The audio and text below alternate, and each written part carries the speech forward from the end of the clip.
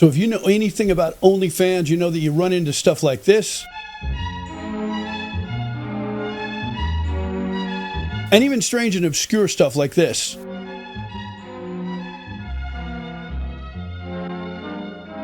Well, today I want to share with you very quickly in this short video how both men and women can suffer from delusion when it comes to this particular place called OnlyFans. So today we're going to jump into the world of behavioral psychology, and we're going to get inside of people's brains for just a minute. So let me define delusion. A delusion is a fixed false belief that doesn't change, even in light of conflicting evidence. And a true delusion is separate from a simple false belief. And a false belief is a belief that has never been challenged, or at least it's not effectively been challenged. So if you're ready to jump in, let's get going.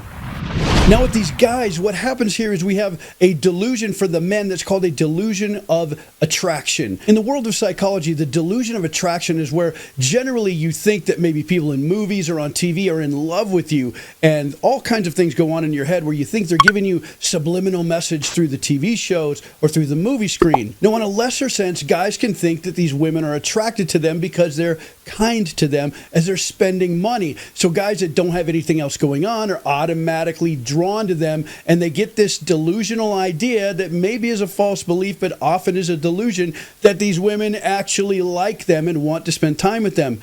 Guys, listen to me. They like spending your money, but they're not going to come hang out with you, and they're certainly not going to date you. And the thing guys forget is that women have access to what we call chads, guys that look like this. Do you look like that?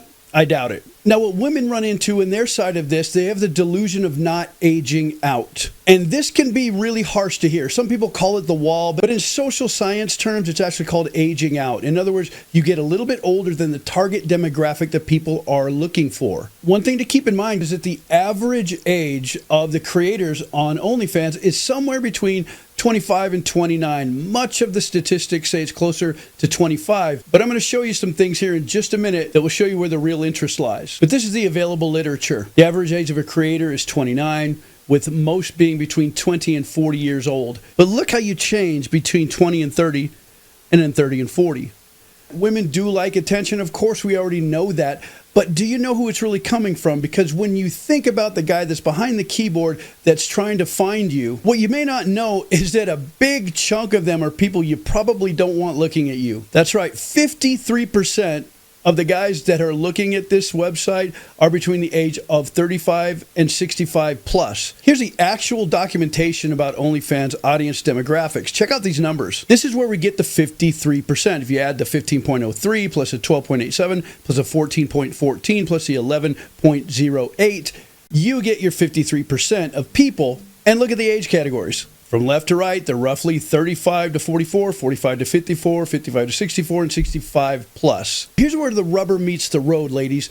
Between 90 and 95% of men are looking for this age category, between 18 and 25 years old. So if you're close to 30, you might be able to pass for that, but you simply age out. It's okay. It's part of life. So according to statistics, about 2% of young women are selling themselves on OnlyFans, and way more men are buying. This should not be a big surprise. So why do people do this? Is it a giant amount of money? What is going on here? So what do the top percent of OnlyFans represent? Well, the top 10% of OnlyFans content creators earn around $1,000 a month. That's a pretty good paycheck, but that means that 90% are not making that. Then the top 1% of OnlyFans creators generate about $6,000 a month. This means that 99% of people are not making this amount of money. And $6,000 a month, you're talking about $72,000 a year, which if you have any type of a college education, you should be able to make that, especially if you're going into a STEM field of some sort. And then the top 0.1% of OnlyFans models generate revenue of over $100,000 every month. That's huge, and that's what everyone thinks they're going to get, but it doesn't work out like that. An average OnlyFans content creator earns $151 to $180 per month.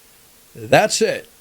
Now, as far as delusion goes, again, these are generally things that need to be assessed by a professional. It's something that I do, but I'm certainly not doing it here today. And you need to remember there's a difference between delusion and false beliefs. But if someone truly believes that these people have a thing for them because they're spending money, they need to listen to reality. Sometimes reality is a very hard pill to swallow. So if you guys are still here, click on one of these other videos, and I've got another one coming very soon, and I will see you then.